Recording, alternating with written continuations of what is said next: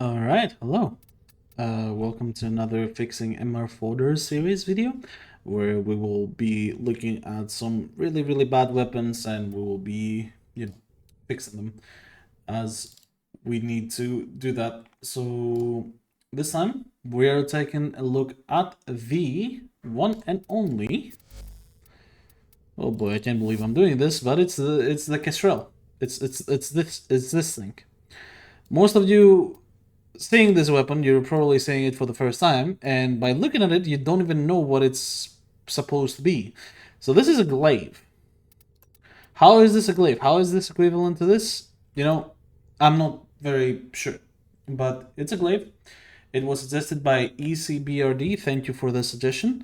As you can see, we're gonna take a glaive abuser to fix this weapon, which is Ivara. She is not very maxed, but that's not needed. You don't need to max Ivara to deal a lot of damage with glaive. However, the Kestrel itself is pretty maxed. So what we're gonna do as the strategies for Kestrel is this. So killing low power throw and galvanized reflex, because power throw we need to immediately throw the glaive again to deal the extra multiplicative damage, and then galvanized reflex will help with the heavy attack efficiency as well as giving us initial combo. And then you can use prime pressure point, because I'm going no elements on this, just base damage since it's pure blast.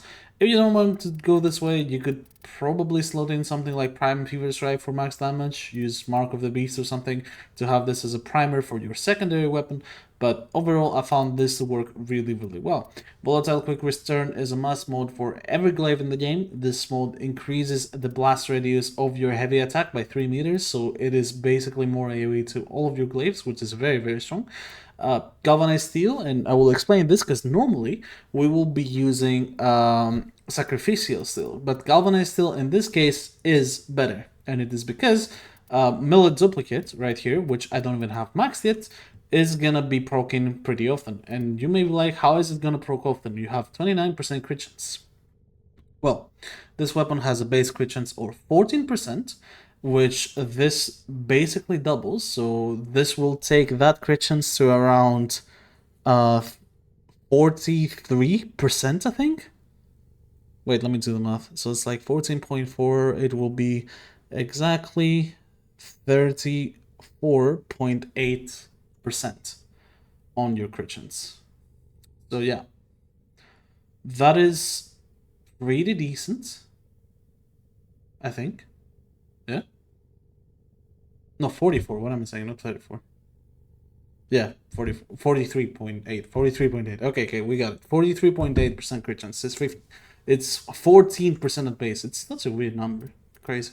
Anyway, so 43% crit chance. You may be like, that's way too low for melee duplicate, but we are using a Ardaza Kavat. The Ardaza Kavat will increase our crit chance by a whopping 60% for 70% of the mission that we're playing. Basically, 70% of the time, because the tech enhance doesn't actually decrease, it increases the cooldown, but that doesn't mean the every 20 seconds condition also gets increased.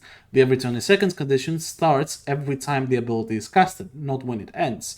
So there is a super small downtime that you don't have the actual crit chance.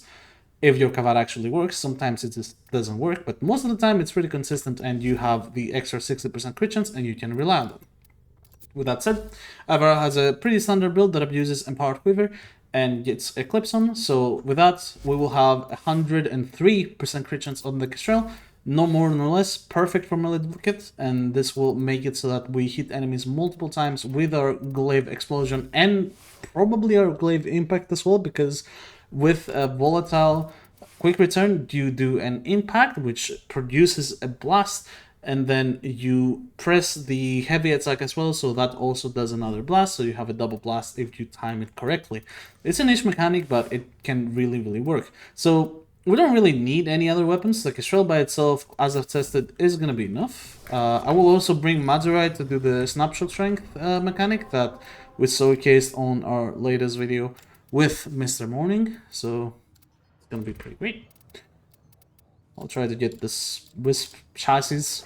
We're going for 2 relics. I'm gonna stay in the mission for 10 minutes to showcase the power of this with 2 acolytes, and hopefully we can get some pretty decent results. And of course, the better tile set out of the two, which, wow, it actually did get. Amazing. So I'm only saying 10 minutes, not because it's needed for the video or anything, but because below 5 minutes, tanky enemies are not really appearing yet.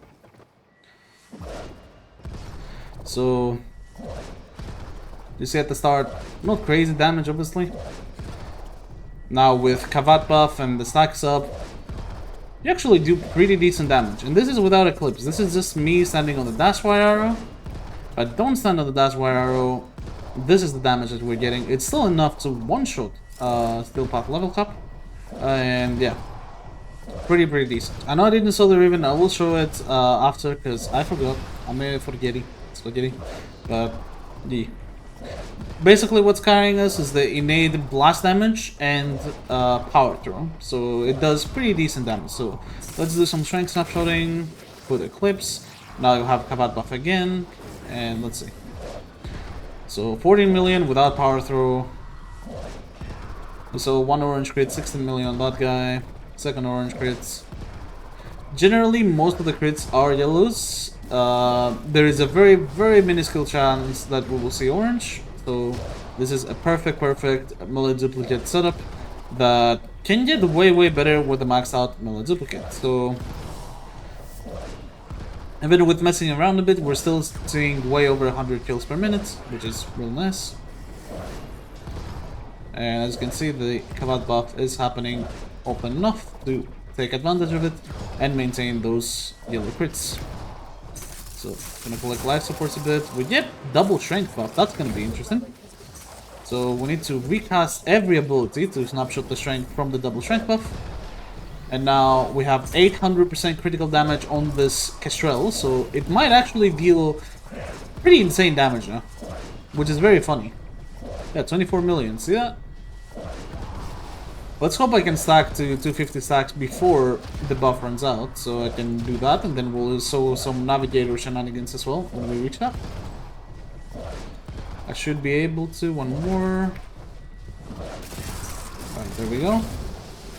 So, last dash wire arrow, right there. Let's get the powerful Eclipse as well.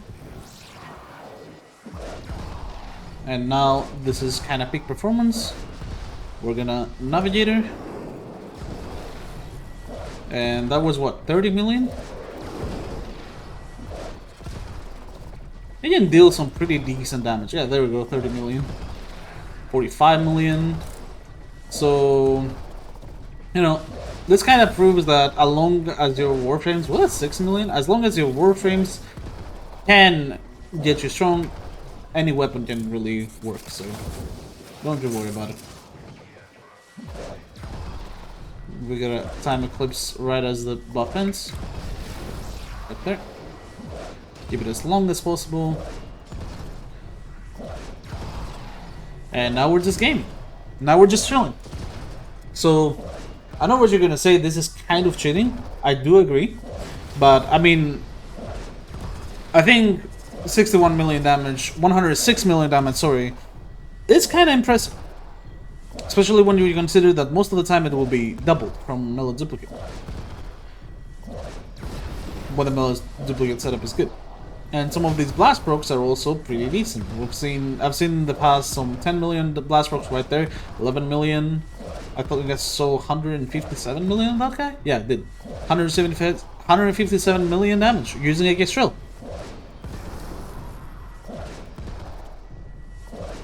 It really is very impressive that even a weapon that like the Kestrel can do this. Just shows how OP Ivara with Glaives is. And the fact that I didn't even have to go that full ham onto this to make it work.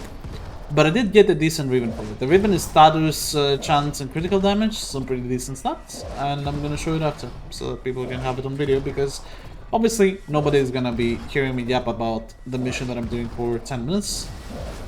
So when the Acolyte comes, I'm gonna start using Navigator, and then I'm gonna detonate it onto him, and hopefully, just hopefully, we will see him get one-shotted. Last time I tried this and I did fight an Acolyte, it took 3 throws to actually kill him. But a one-shot potential is something that I would love to see from the Kestrel, because I think that would be very funny. Obviously, the last time I tried this, I didn't manage to get the double strength buff from the Fisher, so I'm way more powerful this time. So let's just hope for the best.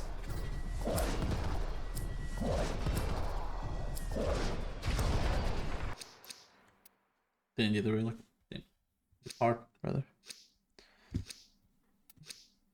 But yeah, this is kind of a showcase of you can make everything work if you have the tools to make everything work. And obviously you saw me being able to one-shot base Steel Path with the Kestrel at the start of the mission without standing on the wire, without doing anything, just because I have Ivara. And stealth doesn't really do much, so let's see how much we can do to the Sanks. Let's take it away and... Oh, I actually did get to one-shot her. Look at that! She even threw me from the arrows. I don't know if I was actually getting the crit damage. We'll look back at the... I'm very curious actually, so we'll look back at the footage to see if I actually kept the true damage when I left the dash wire arrow, but... Wow, we actually got a one-shot onto the Aqua. With a Kestrel. What the hell? Can you imagine if Kestrel Ribbon prices actually go higher? There is no way people actually believe this shit. There is no way people actually believe that Kestrel is the reason this is happening. This is obviously Ivara. And you're free to think that this is obviously Ivara in many ways, but... Still, on its own, it one-shot Space Steel Path, which is good enough for me. The fact that it can do this with things like Ivara and maybe other things, probably Mirage or something, I think that's very fun. It is quite funny.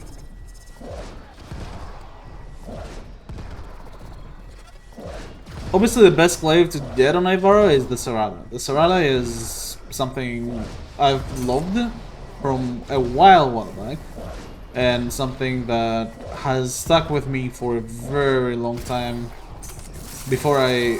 Oh my god, no they didn't, no way. How? I have all 3 weapons on me. How does this happen? Okay. When you press the record button, sometimes good things happen. Also, I'm on Ani, right? I'm not on Mo. Yeah, I'm on Ani. Why is there no... Oh yeah, because the corruption. If there is a Fisher, you can get more forest. Usually you can't. This is why I prefer this mission normally. It doesn't have nullifiers, but this time we have to deal with nullifiers on top of that from the Fisher.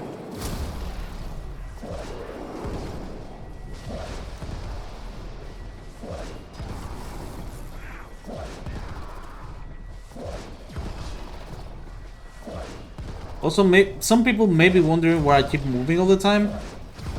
The only reason I do this is because I don't want to get banned. Okay? I don't know what the likes and whatnots, but we're moving. Do you need to move while playing Ivara? No. But why not? It's the ADHD syndrome thing. I have to keep my attention span from running out, so I have to run left and right and talk about things. Simple as that. Simple as that. Alright. Okay, we kept some of the Eclipse buff. But honestly, 157 million, 163 million, sorry, on the Kestrel. It's still pretty impressive if you ask me. You could probably damage cap with this if you had the setup.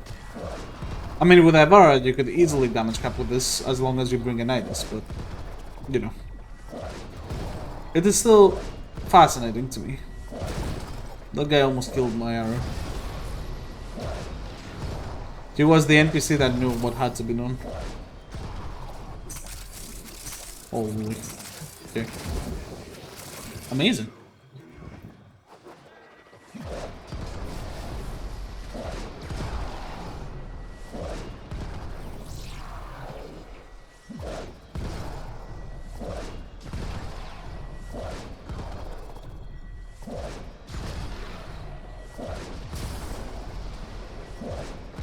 Also, some people may say, why are you using power throw? And the simple reason for using power throw and all those base damage modes, even though they don't really stack with each other, is because the glaives, or usually all of the glaives, have some base damage that is an element. So even if you expand on that elemental damage, it doesn't really matter. You can freely just use whatever the base damage of the glaive is, and you should be fine. Which is mainly the reason why glaives are OP. They can abuse base damage better than pretty much all the other melees. Alright, Torment. And goodbye.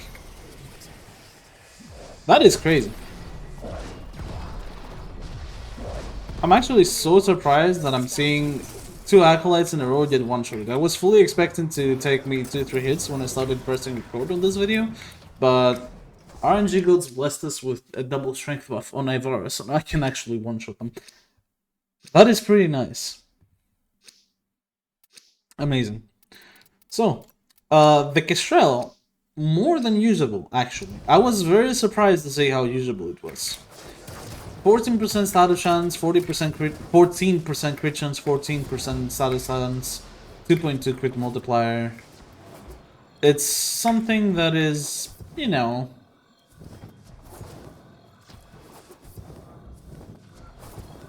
Oh, I'm going the wrong way. It doesn't seem very good, but with the new arcanes that we have and melee being so OP right now, I don't think any melee has any issues whatsoever. You can probably use any melee in the game you want and still do very, very well.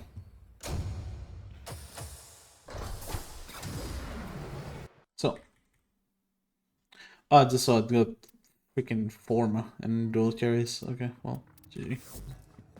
No whiz part for me, that's fine. One last time the builds, so you guys can see them. If you want to go crazy with the Ivara build, it's very strong, in my opinion. Arcane Fury, of course, not even rank 5, rank 4. Because, you know, melee weapon. This is a usual glaive setup that I use with Ivara, just like I did on the mission that you saw. Exact same strategy. The Kestrel, this build, and Riven is status chance and critical damage. So, you know, this is, as you can see, purely base damage, and the base damage on the heavy attack is a very low 1335, so it's not something crazy. It's just all of the multipliers carrying it. Power throw being multiplicative, this thing is additive, this thing is additive, and then, you know, the rest just happens pretty naturally, I would say. The probably 10 or... Actually, no, with Ivara, this could be way over 17 times crit damage getting duplicated by melee duplicates. You get 2 hits instead of 1, so very fun, in my opinion, very fun. That's gonna be it for today's video. I'll have Discord and Twitch links in the description below, and I will see you on the next one.